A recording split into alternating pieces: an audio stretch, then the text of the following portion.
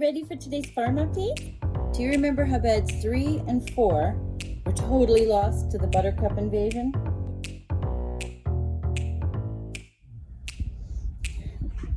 Well, I was able to get out there and get all the buttercup out of them and get them ready to be planted.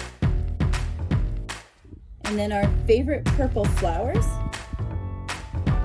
at the edge of the horse paddock in the forest are blooming. Those pretty little purple wildflowers.